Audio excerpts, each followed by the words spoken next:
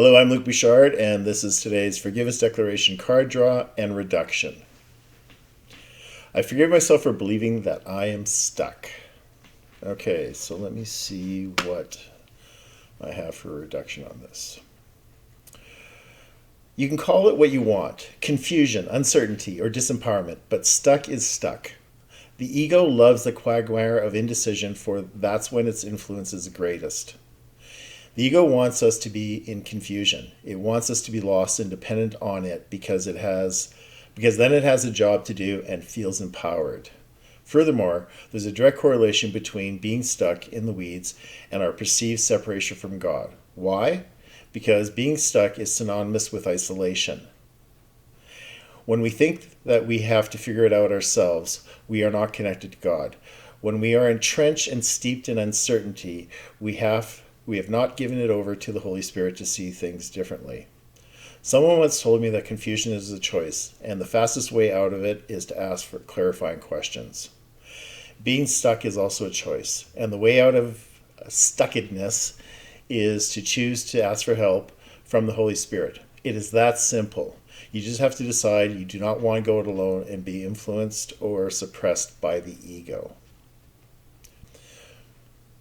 One of the things that, if you watch enough of these reductions, you're going to be talking about is personal responsibility for your happiness and taking that responsibility for, your peace of mind. And there is something about choosing to be in confusion, choosing to be stuck, which is the antithesis of taking responsibility.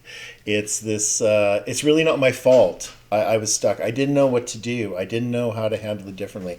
And I get that. I have been stuck a lot in my life and just kind of indecisive as to where to go, what to do.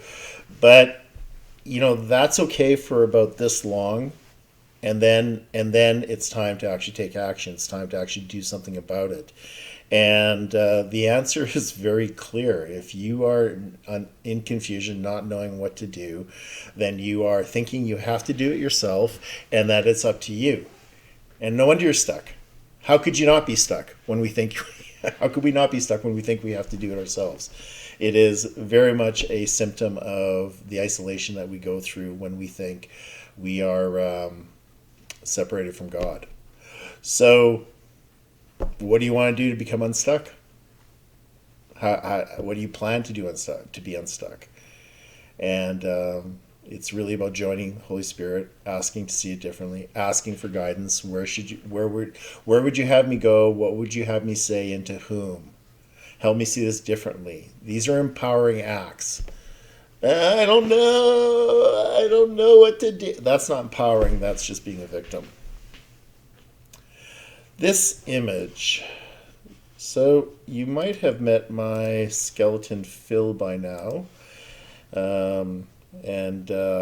This I took this many years ago, actually. This is one of my oldest pictures. And they were replacing the water main in front of my house, and just on the corner of my house I have a fire hydrant, and so they needed to actually dig out from the fire hydrant around it, and it was like I don't know, it was like 8 feet deep, and it was this massive hole, and there was all this gravel that they put in front of my place. So I had a skeleton that was already broken up, that was already in pieces, and because you use skeletons long enough in videos and other things and go on vacations, they tend to get broken.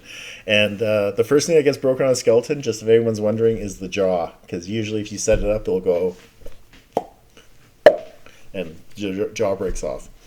Anyway, I digress. So yeah, this was a lot of fun. I just took 3 parts. I put the head and then the arm and the leg in it to make it look like he's being buried. And definitely Phil is stuck in this picture. He looks kind of happy, but he's definitely stuck. Thanks so much for watching this video. I hoped it served you well and gave you some empowerment on how to actually get out of your stuckedness and how to move forward. And it's a choice. It's pure and simple. It's a choice to be stuck and to live in confusion. And when you're going it alone, and you need to hand it over to the Holy Spirit. God bless, and until the next declaration.